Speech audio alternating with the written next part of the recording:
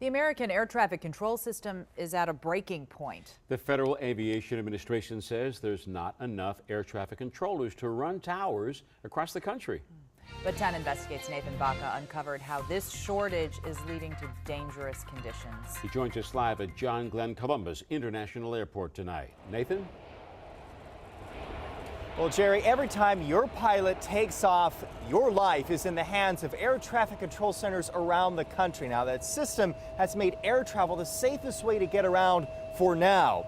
But we uncovered how bureaucracy and a lack of transparency could be putting that system in danger. Passengers waiting in line to take off from John Glenn Columbus International Airport. Lots of concerns on their mind. The one thing that nobody's thinking about: air traffic control and its dangerous mistakes nationwide. Caught sleeping on the job twice. These are air traffic controllers. Wow, this is freaking me out before my flight. Those air traffic control mistakes include allowing a medical flight to fly into the middle of a live fire military exercise, bringing a laptop into the tower to watch a video while an aircraft nearly crashed into a ground vehicle, adjusting settings on a radar screen as a practical joke, and getting caught sleeping on the job twice in 1 month. Or the time when an air traffic controller wrote on an elevator door, "In 7 days you will die." When you hear that air traffic controllers are doing that, That's not good. That's definitely not good. Our lives depend on them. when a passenger plane takes off, air traffic controllers guide it through the skies. It requires focus and attention to detail. Flying from Columbus to Los Angeles takes passengers through the airspace of 8 air traffic control centers. That means at minimum, your flight is guided by 16 people. Each and every one of those controllers has to be perfect at their job with no room for error. The FAA reports that flights across these areas, New York, Atlanta, Chicago, and Dallas, face controllers working mandatory 6-day weeks because of employee shortages since 2014. A specific example, Miami, where 58 controllers are doing the work of 91 positions. 10 Investigates made a federal records request for the FAA's discipline reports. They detailed dangerous mistakes and negligence by air traffic controllers. Lives are lost when air traffic controllers make mistakes.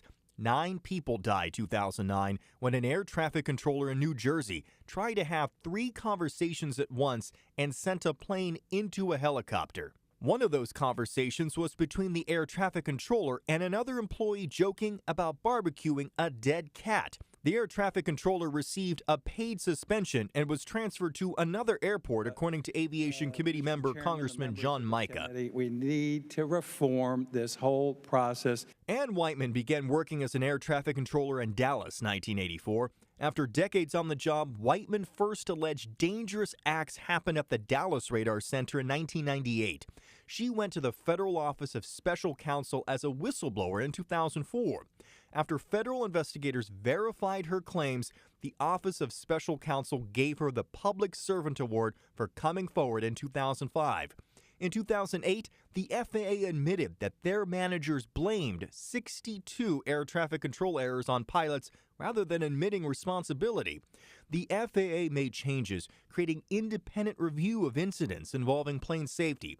Based on her experience, we had Whiteman look at our new FAA database. Whiteman believes the new discipline problems appear similar to disturbing acts she once experienced. Guys playing games with airplanes, cussing at each other, wanting to be number one for the runway, pointing aircraft at one another.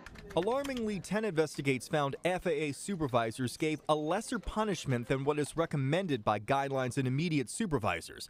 This is referred to as mitigation. We did the math. For careless work performance, including guiding aircraft towards another, 22% received a lesser punishment. 1/3 of all conduct unbecoming cases, including fighting with fellow controllers, were mitigated. Sleeping on the job had a 44% chance that an air traffic controller would get a lesser punishment than recommended. 10 Investigates wanted to hold political and aviation leaders accountable and went to Washington for answers. Congressman Frank Lobiondo of New Jersey leads the House Aviation Subcommittee overseeing air traffic controllers. How long can this be kept up this way before we have some kind of a breaking point. Since May, the FAA denied us 4 times by phone and email for an interview. So we tracked down the FAA Director of Air Traffic Control at a congressional hearing. Our controllers are proud professionals who are entrusted with our mission to run the safest, most efficient airspace system in the world. Air traffic controllers were trained by both the Academy and private colleges from 1989 to 2014. That's when the FAA decided to get rid of the private college training, moving all training in-house. The FAA says they did that to be able to control the quality of the trainees, but members of Congress say it's just about control. They believe the 2014 change caused the shortage and may be creating a situation where the FAA finds it difficult to fire dangerous controllers. After the hearing, we approached the FAA director for answers. An FAA employee blocked us. Yeah, we're not going to be able to judge. She's got to run for something. So okay. If I give you my card. And yeah, but I still need to ask her some questions, though. But she's not going to have time to answer your questions. Seems to be having a little bit of time right now. The FAA is not giving you answers. They're not giving us answers. Why is the FAA doing this? Well, that's a good question. They have stonewalled us for a very long time. They're doing things wrong. And that, we don't want to come back and have to analyze an incident. By incident, he means crash. A crash that can hurt.